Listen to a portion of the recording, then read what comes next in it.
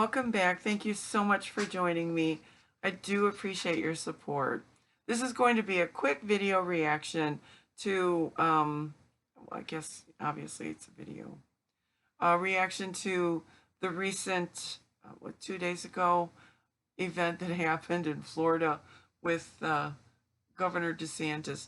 Keep in mind that these children were invited to this event by the governor's office.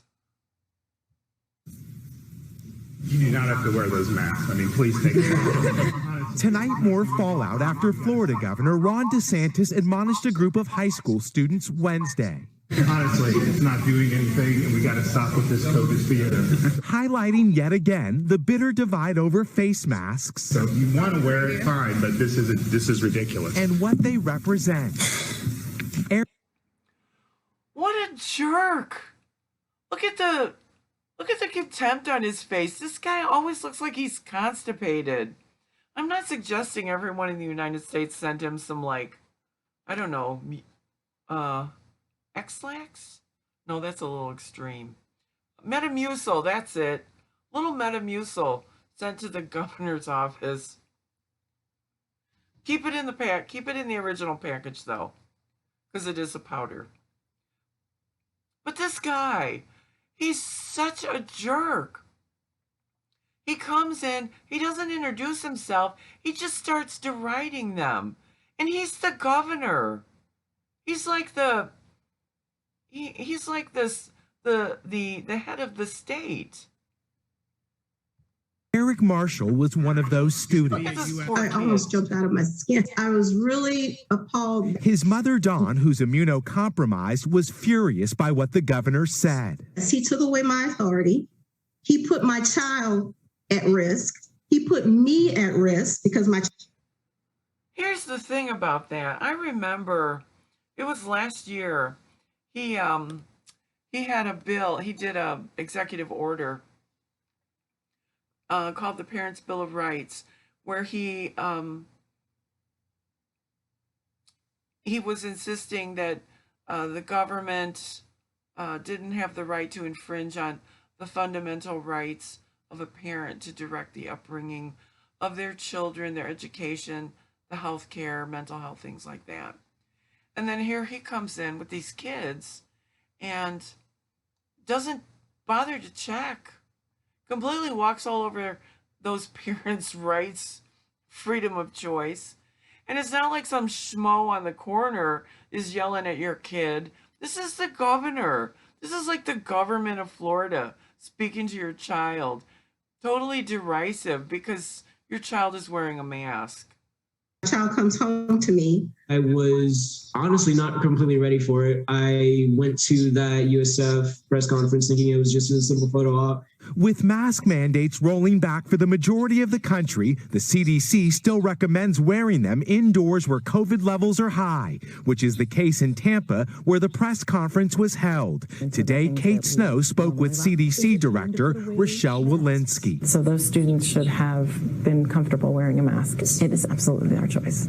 Governor DeSantis doubled down today, calling masks political theater, defending his comments and highlighting the incident in a fundraising letter. And while he highlighting the incident in a fundraising letter, there is your political theater. That is what political theater looks like. Won't wear a mask, tonight he is the face of controversy. Miguel Almaguer, NBC News. You know, I remember when the Florida cases were breaking records, like the hospitals were overwhelmed, more patients than they could handle, the death tolls were mounting, especially among like younger patients. And DeSantis' response, rather than joining the fight against COVID, his response was to spread false information, to spread conspiracy theories, and picked a fight with school districts, forcing them to hold school in person, and then not allowing them to require the kids to wear masks. Which is, it's to me, was insane. Like, what's the purpose of that? And then that executive order, saying all parents have the right to make healthcare decisions for their minor children. He was making the decision, not the parents. He was attempting to control what everyone in the entire state did, whether the parents wanted their kids to wear a mask or not. And then, when school districts try to defy that executive order, he threatens to retaliate by docking salaries of superintendents and school boards and anyone that wouldn't get in line with his proclamations. But he shows nothing but contempt, just the way he treated those kids. But all the local self-government in general, and with COVID-19 in particular, the laws he supported, executive orders he signed, they've effectively tied the hands of local officials in these small communities, depriving them of the ability to mount any kind of public health response. And it's not like Florida people can rely on the state for timely and accurate information about the outbreak, because the state just stopped providing the information. And when the number of cases go up and the number of deaths go up, he blames Biden and immigrants. But that's really all he's around to do. He's always off on junkets, raising funds. He wants to be president. And he neglects his responsibilities as governor as he eyes the presidency and uses his office to do the stupid, like all but declaring Florida a border state so that he can get into the spotlight on the crazy train that he hopes is going to chug him all the way to D.C., where he can turn the United States into a big Florida. But he keeps pandering to the lunatic fringe, and he's going further and further to the right. He's about to fall into the Atlantic. He's so far right.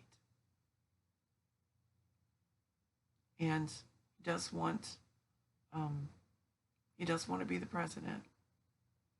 And he's an educated guy. So one day he may go far. And if we're all very lucky, he won't come back. So that's it. That's all I had to say about this knucklehead fool. I hope you have a wonderful day. Thank you so much for joining me. I do appreciate your support. If no one has told you today that you're important and that you matter, you are and you do. And I hope you have a wonderful day. We'll see you soon. Thank you.